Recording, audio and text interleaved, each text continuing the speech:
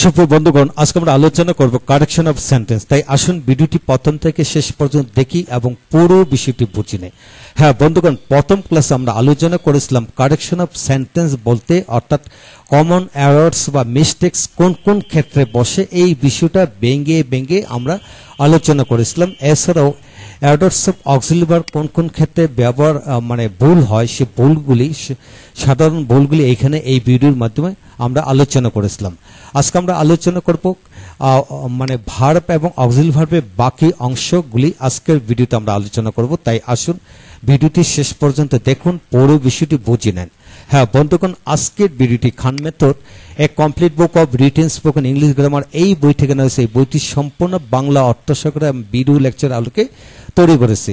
ইতিমধ্যে এই বইটির উপর 400-এর অধিক ভিডিও লেকচার তৈরি করেছে। যাদের ভিডিও লেকচার দরকার তারা আমাদের সাথে যোগাযোগ করুন এবং কমেন্টস বক্সে আপনারা কমেন্টস করে দেন, আমরা আপনাদের সাথে যোগাযোগ করব।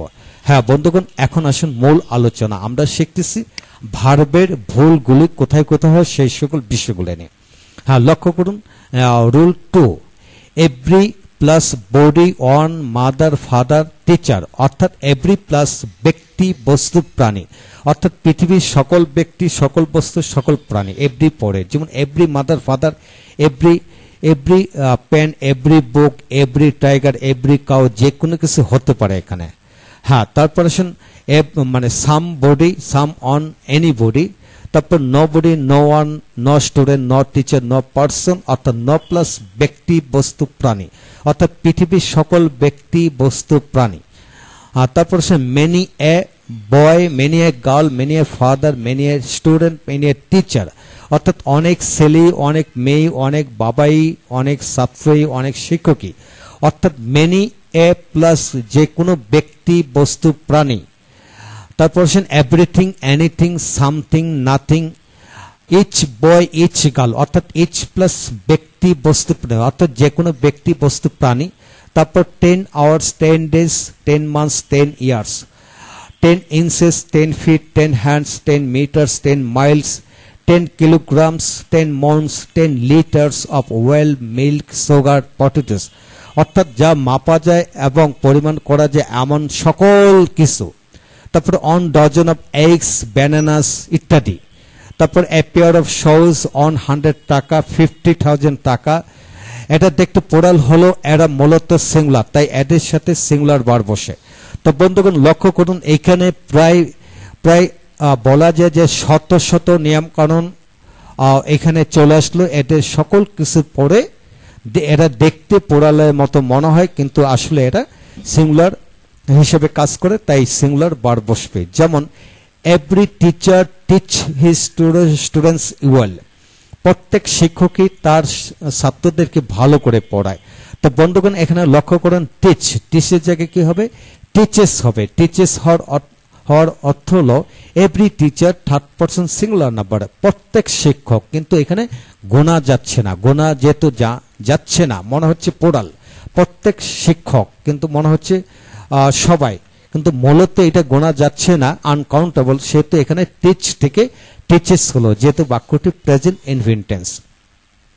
তারপর 2 নম্বর 50 মাইলস আর, তা মনে হচ্ছে 50 মাইল আর হবে, কিন্তু না, 50 mile is a long way. 50 mile এটা সিঙ্গুলার, থার্ড পারসন সিঙ্গুলার, কারণ হচ্ছে 50 মাইল সহজে গণনা করা যায় না, যেহেতু যে সকল বিষয়গুলি অতি সহজে গণনা করা যায় না সে সকল শব্দগুলি সবসময় সিঙ্গুলার হিসেবে কাজ করে। হ্যাঁ বন্ধুগণ, যারা এই বই থেকে আপনারা যারা নাম্বার পার্সন চ্যাপ্টারটা পড়েননি তারা নাম্বার পার্সন চ্যাপ্টারটি পড়ে নেন, সেখানে সকল ধরনের সিঙ্গুলার পোড়ালের বিষয়গুলি ভেঙে আলোচনা করা হয়েছে, সেখান থেকে আপনারা শিখে নেন এবং এছাড়া ভিডিও দেখেন, ইনশাল্লাহ ভিডিওতে সবকিছু বুঝিয়ে দেওয়া হয়েছে।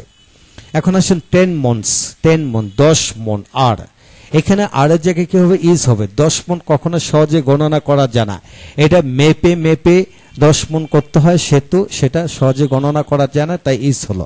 তো বন্ধুগণ আপনারা এটাই শেখেন, সিঙ্গুলার প্লুরাল বলতে আমরা বুঝি যে সকল শব্দগুলি অতি সহজে গণনা করা যায় সেগুলো হলো সিঙ্গুলার, যে সকল শব্দগুলি অতি সহজে গণনা করা যায় না সেই সকল শব্দগুলি সরি বন্ধুগণ, আবার বলি, যে সকল শব্দগুলি অতি সহজে গণনা করা যায় সেগুলি হলো পোরাল, আর যেগুলি অতি সহজে গণনা করা যায় না বা গুনতে গেলে ভুল হওয়ার সম্ভাবনা থাকে সেই সকল শব্দগুলি সিঙ্গুলার হিসেবে প্রয়োগ হয়। হ্যাঁ বন্ধুগণ, এইভাবে আপনারা সিঙ্গুলার পোরাল হিসাবে ভার্ব বসাবেন। এখানে বিষয়টা ভালো করে শিখে নেবেন, তাহলে সহজ হবে। এখন আসুন নাম্বার 2, দ্য রিচ ধনীরা, দ্য পোর গরিবেরা, দ্য টল লম্বারা, দ্য অনেস্ট সৎ ব্যক্তিরা। দ্য অর্থাৎ অ্যাডজেক্টিভের আগে দি বসলে পোরাল হয়, এরা জাতি বোঝায়, অর্থাৎ যে সকল ওয়ার্ড দিয়ে জাতি বোঝায় তাদের সাথে পোরাল হবে। যেমন do not, are, have, were, go, work এরূপ জাতীয় ভার্ব বসবে। হ্যাঁ বন্ধুগণ লক্ষ্য করুন, the rich is not always happy, ধনীরা সর্বদা সুখী নয়, সর্বদা সুখী না। বন্ধুগণ দ্য রিচ আর নট হবে এখানে সিঙ্গুলার, ধনীরা পোরাল, তাই এখানে আর বসবে। দ্য পোর অলওয়েজ সাফার্স এখানে বন্ধুগণ সাফার্স না হয়ে সাফার হবে। The poor suffer from many troubles, বন্ধুগণ অলওয়েজটা এখানে হবে। The poor always suffer from many troubles, গরিবেরা সবসময় অনেক সমস্যায় ভোগে। হ্যাঁ বন্ধুগণ, এখন আসুন 4 নম্বর নিয়মটি আমরা পড়ব। লক্ষ্য করেন 4 নম্বর, পিপল, ফক মানে public, government, novelty, cattle, poultry, vermin, এই যে শব্দগুলো আছে, পুলিশ, জেন্ট্রি, ম্যানকাইন্ড, হ্যাঁ humankind, all, both, few, many, several, some, a number of, a lot of, majority of, plus noun plural হবে। সিজার্স, স্পেকটেকলস মানে trousers, pants, shirt, shorts, এই যে শব্দগুলি আছে এই সকল শব্দগুলি পোরাল, তাই এদের পরে পোরাল বার বসে। হ্যাঁ বন্ধুগণ, আমরা সাধারণত জানি যে শব্দের সাথে এস বা ইয়েস যুক্ত থাকলে পোরাল হয়, কিন্তু না, এস বা ইয়েস ছাড়াও অনেক শব্দ আছে, ওই সকল শব্দগুলো কিন্তু পোরাল হিসেবে ব্যবহৃত হয় এবং এদের বাংলা অর্থ খেয়াল করলে পোরাল বোঝা যায়। হ্যাঁ বন্ধুগণ, সেই জন্য এদের পরে ভার পোরাল হবে। দ্য সিজার্স ওয়াজ ব্লান্ট, এখানে দ্য সিজার্স ওয়ার ব্লান্ট হবে। সিজার্স মানে কেচি, দুইটা পার্ট নিয়ে একটা কেচি হয়, দুইটা 1 2 গোনা যায়, সেটা ওয়ার হবে। ক্যাটল আর, গর্ভাবতী পশুরা এখানে আর হবে। ম্যানকাইন্ড ইজ না, ম্যানকাইন্ডস আর অ্যাংশাস অ্যাবাউট ইয়ার। তো বন্ধুগণ এইভাবে প্রতিটা বিষয় লিখে পড়বেন। এখন আসুন নিউজ, পলিটিক্স, ফিজিক্স, ম্যাথমেটিক্স, এই যে শব্দগুলো আছে এই শব্দগুলো দেখতে মনে হচ্ছে পোরাল, আসলে এটা মূলত সিঙ্গুলার, তাই এদের পরে সাধারণত ডাজ নট, ইজ, হ্যাজ, ওয়াজ এরূপ বার বসে। যেমন লক্ষ্য করেন, ইল নিউজ রানস ফাস্টার দেন উইন্ড, ইল নিউজ সিঙ্গুলার, খারাপ দুঃসংবাদ বাতাসে আগে ছড়ায়। এখন ম্যাথমেটিক্স একটা সাবজেক্টের নাম, তাই এখানে ইজ হলো। হ্যাঁ বন্ধুগণ, আজকে ভিডিও থেকে আমরা কি শিখলাম সংক্ষিপ্তভাবে একটু আমরা রিভিউ করব। লক্ষ্য করেন এখানে অনেকগুলি নিয়ম কানুনের শব্দ দেওয়া হলো, এগুলা দেখতে মনে হয় পোরাল, এগুলা দেখতে বা বুঝতে বা মনে হয় পোরাল শব্দ, কিন্তু আসলে এটা সিঙ্গুলার, তাই এদের পরে সিঙ্গুলার বার বসবে। দ্বিতীয় নিয়মটি হলো অ্যাডজেক্টিভের পূর্বে যখন দি বসানো হয় তা সেগুলি হয়ে যায় পোরাল এবং জাতি বোঝায়, সকল জাতিবোচক শব্দটি পোরাল, তাই এদের পরে পোরাল বার বসে। তারপর এখানে আসেন বেশ কিছু শব্দ এখানে দেওয়া হলো, এগুলি দেখতে মনে হচ্ছে সিঙ্গুলার, কারণ এদের সাথে এসবি যুক্ত নেই, কিন্তু এদের বাংলা অর্থ যখন করতে যাবেন তখন দেখবেন এরা পোরাল হিসেবে ব্যবহৃত হচ্ছে, তাই এই সকল শব্দের পরে পোরাল বার বসে।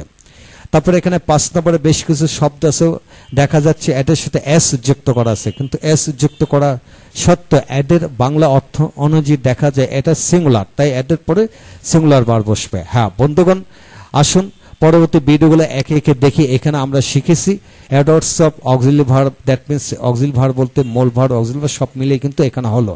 এই বিষয়টি আলোচনা করলাম, পরবর্তী লেকচারে আমরা এইগুলো আলোচনা করব। পরবর্তী লেকচারগুলো দেখুন, ইনশাআল্লাহ প্রতিটি লেকচার থেকে আপনারা নতুন তথ্য পাবেন, শিখতে পারবেন, জানতে পারবেন ইনশাআল্লাহ। ভালো থাকুন, পরবর্তী ভিডিওগুলো দেখতে থাকুন। Thank you very much.